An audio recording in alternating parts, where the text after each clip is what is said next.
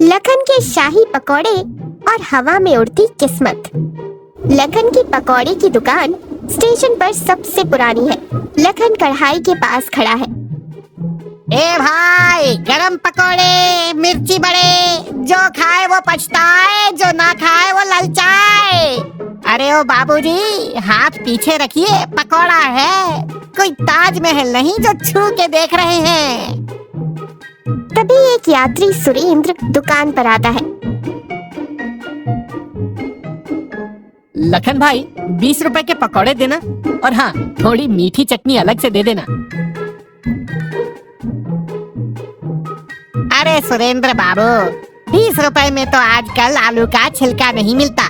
तुमको पकौड़े भी चाहिए और अलग से चटनी भी।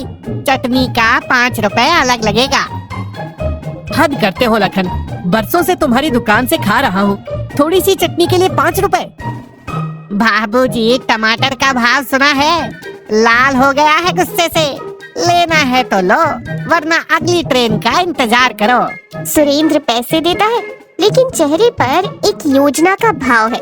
वो अपने दोस्त महेश को इशारा करता है। सुरेंद्र और महेश लखन की दुकान के पास वाली बेंच पर बैठे हैं और जोर जोर से बातें कर रहे हैं। लखन कान लगाकर सुन रहा है। अरे सुरेंद्र, क्या सच में वो करोड़पति सेठ दीनानाथ इसी रूट से जा रहे हैं?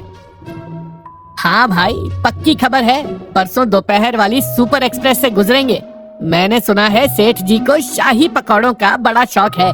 जो उन्हें गर्मा गर्म काजू किशमिश वाले पकौड़े खिला देता है, उसे वो पकौड़े के पैसे नहीं बल्कि सोने का सिक्का इनाम में देते हैं।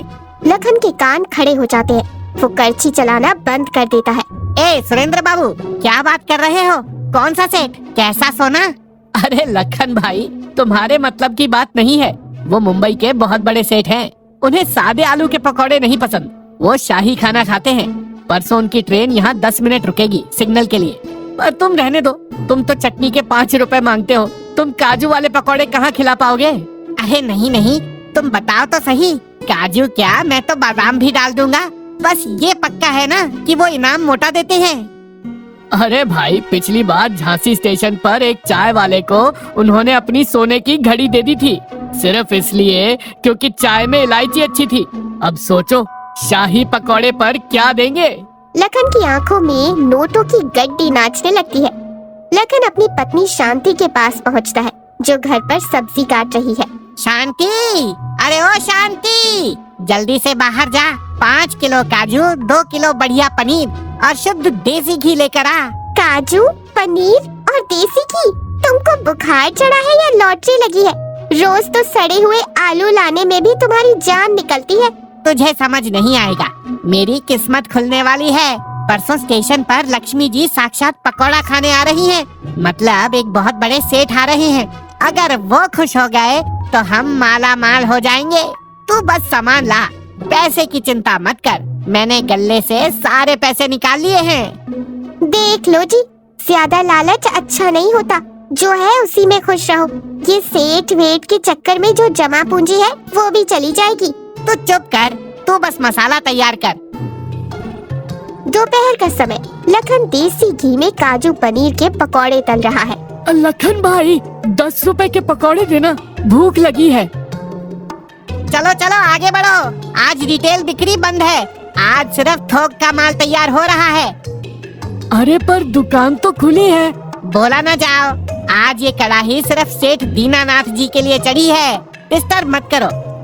लखन ने कम से कम 20 किलो शाही पकौड़े तलकर थाली में सजा लिए हैं।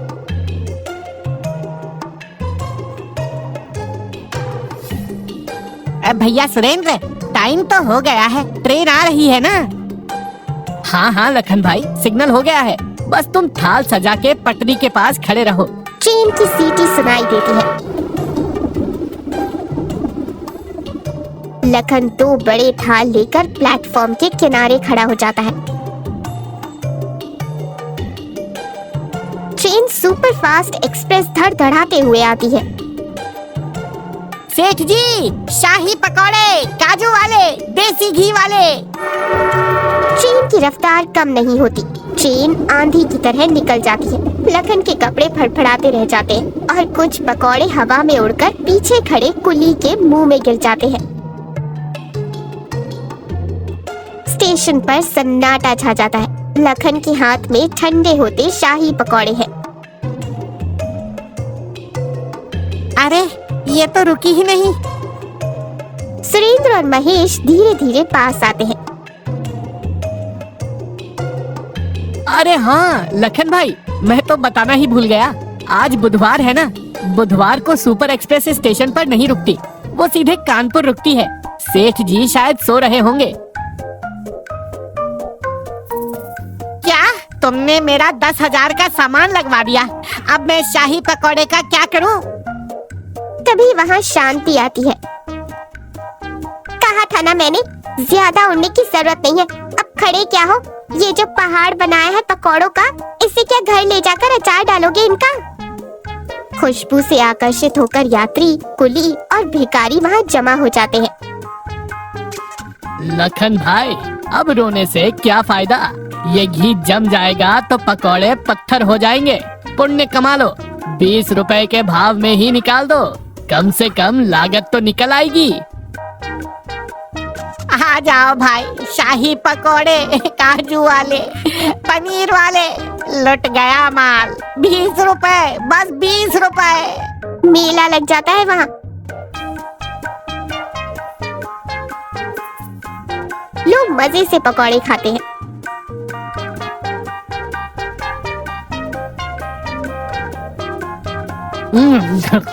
वाह लखन भाई, मान गए। दिल तो तुम्हारा राजाओं वाला है, भले ही शक्ल रोने वाली हो। कैसा लगा लखन? जब हम 5 रुपए की चटनी मांगते थे तो जान निकलती थी। आज पूरा स्टेशन तुम्हारे काजू चबा रहा है। याद रखना, ज्यादा लालच इंसान को कहीं का नहीं छोड़ता। तौबा भाई तौबा, आज के बाद पकोड़े में सिर्फ आलू और बेसन होगा। न कोई सेठ, न कोई काजू।